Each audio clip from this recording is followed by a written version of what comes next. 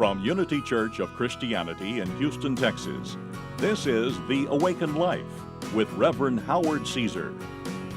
Unity is a non-denominational Christian church providing a positive, practical, and progressive approach to Christianity. Let's join the service in progress with the Reverend Howard Caesar. So one morning, a grandmother was surprised to find her grandson, 7-year-old grandson, had made her coffee that morning. And so, smiling, she choked down the worst cup of coffee in her life. And when she finished, she found 3 little green army men at the bottom. And puzzled, she said, "Honey, what are these little army men doing in my coffee?" And her grandson answered and said, "Well, like it says on TV, Grandma, the best part of waking up is soldiers in your coffee."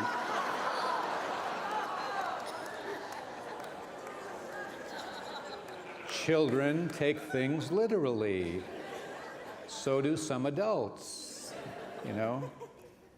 You know, war is a horrible thing. I mean, it really is. And it is the height of internal conflict boiling up into a physical kind of expression. It all starts with inner conflict that makes its way into expression in the outer, really. And then humanity becomes involved in the horrific activity, unfortunately, of human beings killing human beings. And it's gone on for centuries, and there's nothing pleasant or good about it. It's horrible. And it is the height of extreme separation, consciousness in the world. And it is hopefully countered by the spiritual teachings and practices of those of a oneness consciousness, really. And it requires people of the oneness consciousness and of that kind of energy to offset the conflicting consciousness that exists in this world, or things would really go over the cliff, really. It is said, those who live by the sword, die by the sword. Moses, of course, brought out in the 10 Commandments, "Thou shalt not kill." So it goes against our spiritual nature. And my heart really has always gone out to those who have had to wrestle with the role of having to take another's life in order to protect family and country. That's an inner conflict that every soul has to be confronted with. Jesus said, "The Father and I are one." And he wanted us to know and experience everything that he had come to know and experience. It wasn't just like, you know, I have this, you don't. It was, I want you to have everything I have come to know and experience of my God. And so Jesus, of course, was of the consciousness he could do no harm to anyone or anything, because he understood it's all God. Everything, it's all God. And he was about bringing in and ushering in the whole idea of love and oneness. And so, obviously, we all want to avoid war in the world. We pray that it goes away where it does exist. And that's why it's so important, I think, for great masses of people, including us, you and me, are to help extinguish the war consciousness, the conflicting consciousness, by building and creating a unified kind of creative spiritual consciousness of knowing that we really are all connected, we really are all one, to offset energetically in that realm where everything is woven together in a collective kind of consciousness. You know, even Einstein, he had a very spiritual base and core to him, and he felt this very thing was extremely important that we're talking about here, and that our survival depended upon a transition from this separation, conflict-filled kind of consciousness to an expanded level that would reflect the idea of unity and of oneness. And he said, quote, "A human being is part of the whole, called by us universe, a part limited in time and space." He goes on to say, he experiences his thoughts and feelings as something separate from the rest, a kind of optical delusion of his consciousness. And this delusion is a kind of prison for us, restricting us to our personal decisions and to the affection of a few persons nearest us. Our task, he says, must be to free ourselves from this prison by widening our circle of compassion to embrace all living creatures and the whole of nature and its beauty. He had that bigger picture that we're all connected. It's all God. And that's our task, is to live with this widening circle of compassion. And Einstein felt so strong about this that he actually even wrote a letter to the president back in 1950. And the president at that time was Truman. And he was hinting about this idea of widening our circle of compassion. And that if we didn't really, there was a risk of global devastation. And one of the lines in that letter stated this, quote, he said, "I do not know with what weapons World War III will be fought, but World War IV will be fought with sticks and stones." And what he meant that if we get into a global World War III, it will be so devastating that all that would be left to fight with would be sticks and stones. He was aware of what man can do with the technology and the learning that he has if he doesn't direct that in creative, productive, and constructive ways. Some of you may have noticed on TV, yesterday actually, there was a bit about BLT. And it's not a bacon, lettuce, and tomato sandwich. It was about a bear, a leopard, and a tiger, and how they were raised in captivity. They were found and they weren't being taken care of by the owner, and they were stuffed away somewhere, and they were really in bad shape, but they had hung together, these three. And then whoever took them cared for them together, and they grew up together. And they showed these now adult, a bear, a leopard, and a tiger, and the tremendous affection that was being shown. They were just hugging and licking and hugging and nudging, and oh, it was beautiful. It just touched your heart, and it just showed you even it can go against the instincts to be the enemy, sort of, in the lands of survival. That, when it all comes down to it, we really, are one. It was a beautiful thing to see.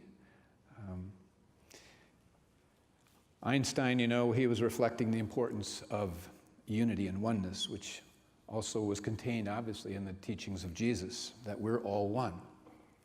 And even Ralph Waldo Emerson really aligned and grasped the importance of this very thing that we're talking about, that we're all one. In one of his essays, he talks about the oversoul.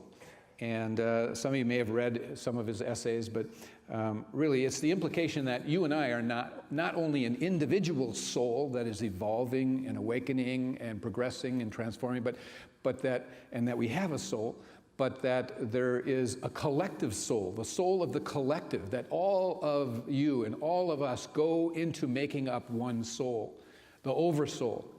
And Emerson calls the oversoul, he says, it is, quote, that unity within which every man's particular being is contained and made one with all other. It's beautiful.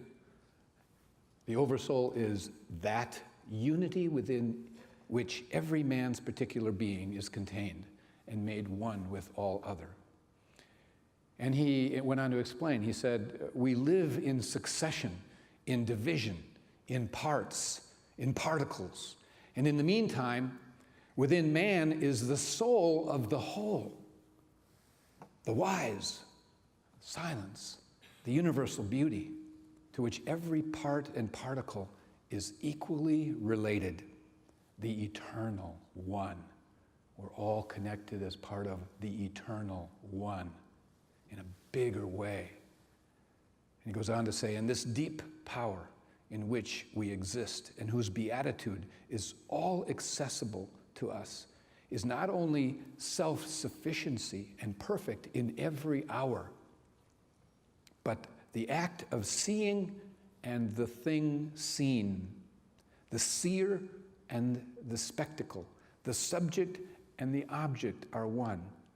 We see the world piece by piece as the sun, the moon, the animal, the tree, but the whole of which these are shining parts is the soul.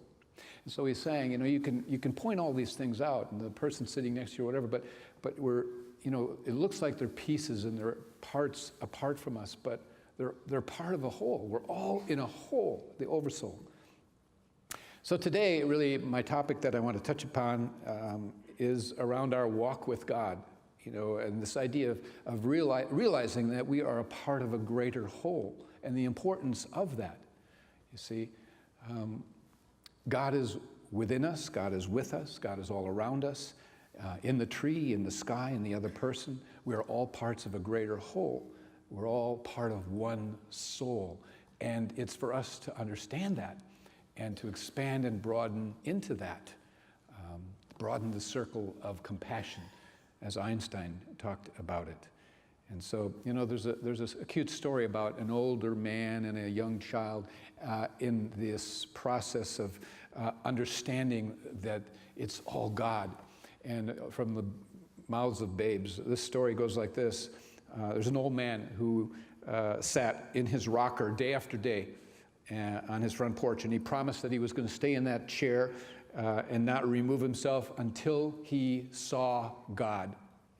And so one day he was in his rocking chair there on the porch and rocking along, and the young girl that lived across the street was playing, and her ball came across into his yard. And so as she bent down to pick up the ball, she looked at this old man, and she said, "Mr. Old Man, I see you every day rocking in your chair and staring off into nothing. What is it you're looking for?" And he said, "Child, you're yet too young to understand." And she said, "Maybe, but my mama says it's always better to talk about it. Mama says, Miss Lizzie, share your thoughts. Share, share, share." She says, "It helps. You can get a better understanding." "Well, maybe I can't help, but I can listen." And so finally he said, "All right, Miss Lizzie, child, I'm looking for God." Miss Lizzie had this puzzled look that came on her face, and she said, "With all due respect, Mr. Old Man, sir, you rock back and forth in that chair day after day in search of God?" And he said, "Yes, I need to believe before my death that there is a God. I need a sign, and I have yet to have seen one." And she said, "A sign, sir? A sign, Mr. Old Man, sir? God gives you a sign when you breathe your next breath, when you smell fresh flowers, when you hear the birds sing, when all the babes are born. Sir, God gives you a sign when you laugh and when you cry, when you feel the tears roll from your eyes. It's a sign in your heart to hug and to love. God gives you a sign in the wind and in the rainbows and in the change of the seasons. All the signs are there. But do you not believe in them? Mr. Old Man, sir, God is in you and God is in me. God is in me. There's no searching because he, she, or whatever is just here all the time." Mama says, "Miss Lizzie, if you're searching for something monumental, you have closed your eyes, because to see God is to see simple things. To see God is to see life in all things." That's what Mama says. The old man said, "Miss Lizzie, you are quite insightful in your knowledge of God, but this that you speak of is yet not quite enough." And so then Lizzie walked up to the man and placed her little hands over his heart and said softly into his ear, "Sir, it comes from here, not out there. Find it in your heart and even in your own mirror. Then, Mr. Old Man, sir, you will see the signs." And then she walked back across the street. Beautiful little story in the lives of children, you know? The signs are all around us. That's the point that the little child is making. And she sees them and feels them and lives her life in an awareness of that. And that's important, you see, because we need to understand that with our mind, we can either use it or be abused by it, all right? The mind can often be the very barrier that stands between us and God or between us and our greater good. Because you have to either begin to master the mind or the mind will master you. One or the other is in charge. That's what awareness is about, and that's what awakening is.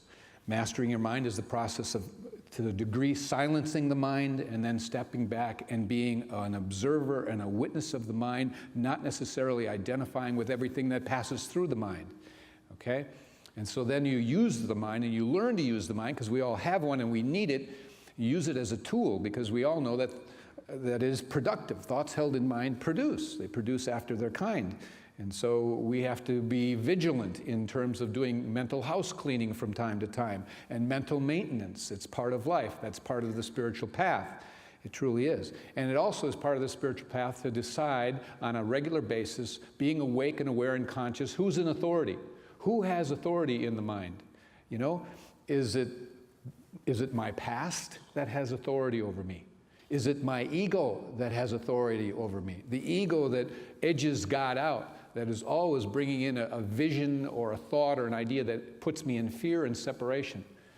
Or do I give my authority to a higher self that lives in me?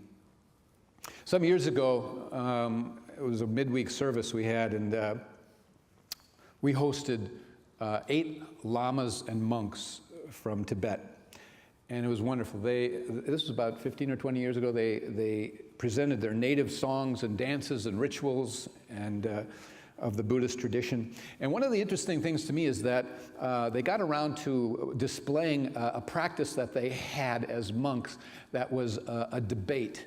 And you'd have a young monk and an older monk, and the older monk was really conveying to the younger monk that hadn't really been around yet the truth and spiritual ideas. And they were speaking in their traditional language, so you didn't know what they said, but you got in the exchange the power that came from the elder monk, the knowingness, the authority that he had from the experience of knowing to this younger monk that hadn't really had the experience, hadn't had his eyes open. And so they would, you know, he would shout loud and fast, and you know, and it was da da da da da da da. And he would clap his hands right in front of the face of the young monk, as if, wake up, this is your truth, you know. And he didn't give a series of statements, da, da, da, da, da, da, and he'd go towards him, and it's really cool. And I never forgot that, because it was like, although he was a distance away, he was slapping his hands in front of my face. Because he was saying, wake up, you know? Wake up, there's a truth here. And the truth comes from the person who has the experience, you know? And we're all in the process of that waking up.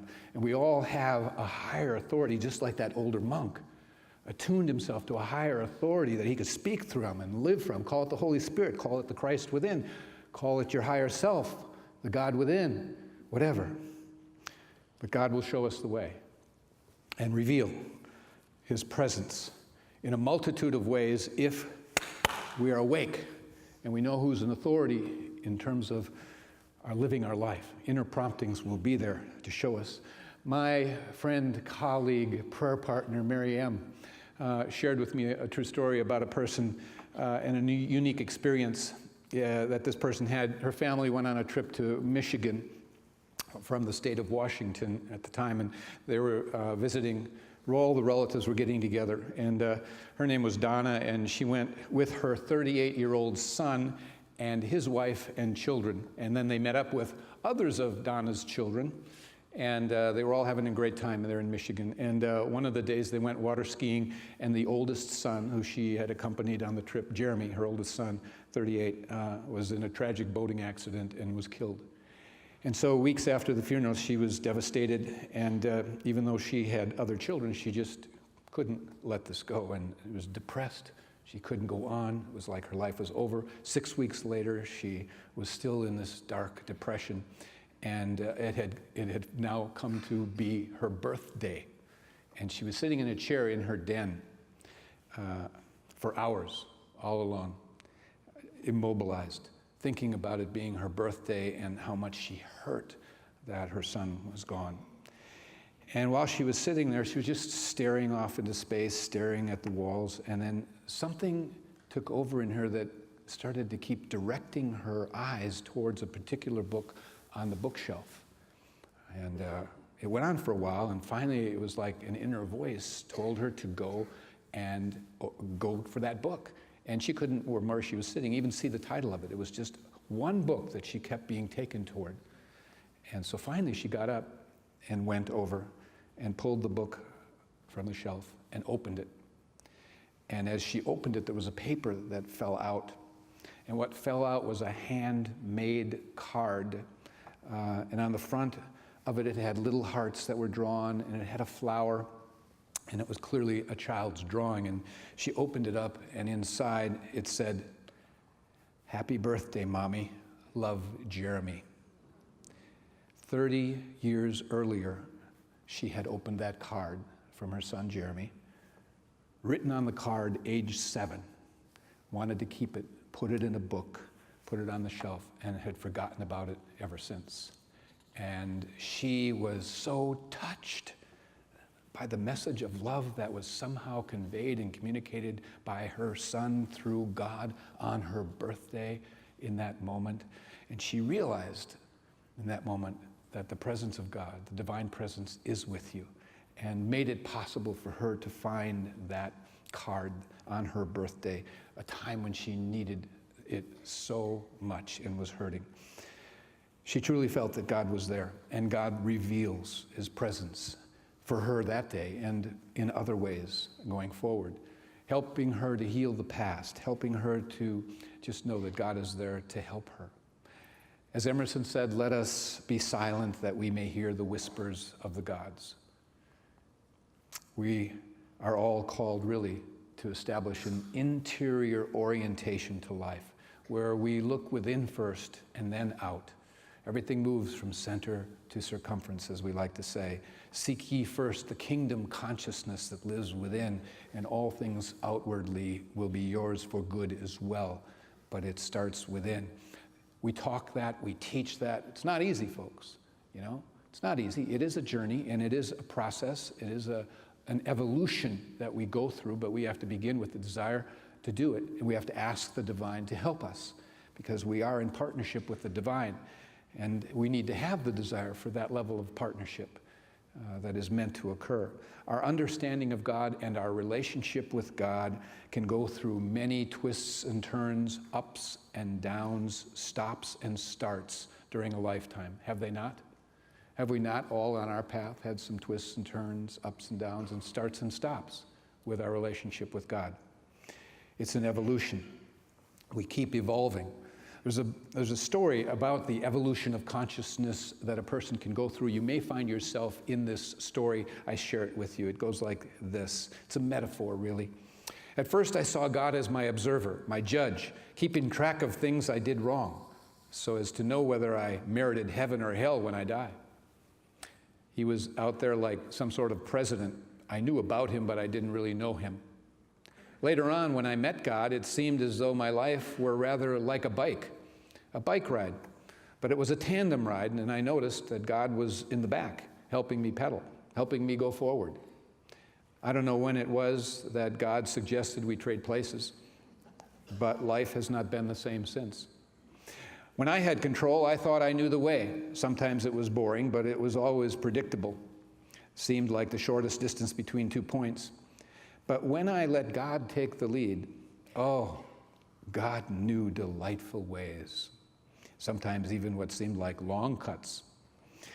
But up mountains, through rocky places, sometimes at breakneck speeds, sometimes so slow it seemed like we were hardly moving.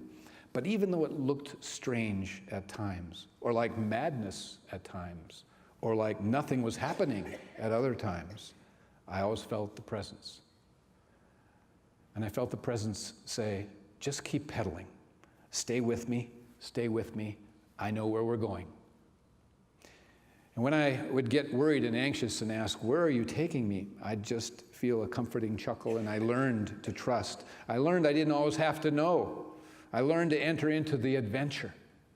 When I'd say, I'm scared, I'd feel the presence lean back to me, touch my hand, and I'd feel comforted. And God took me places I wouldn't have gone. God took me to people with gifts that I needed.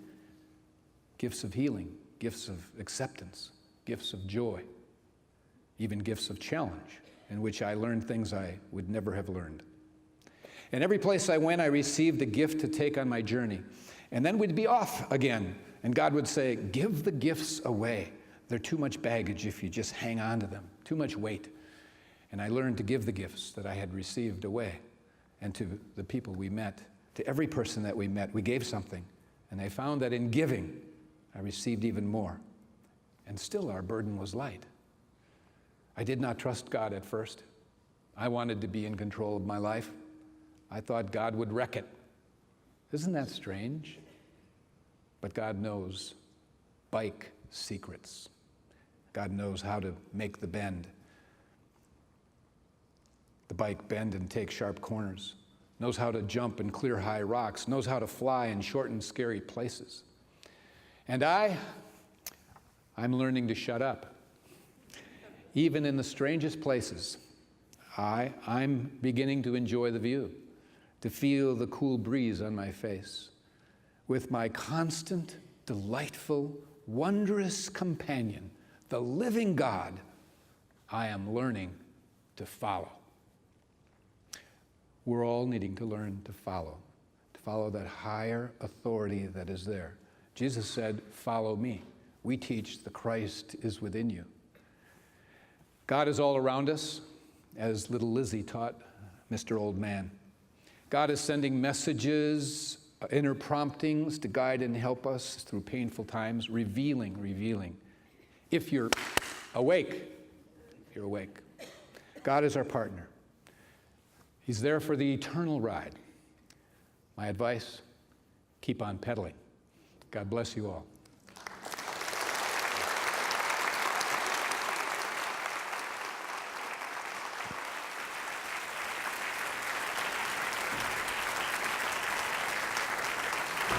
Thank you for joining us for today's message.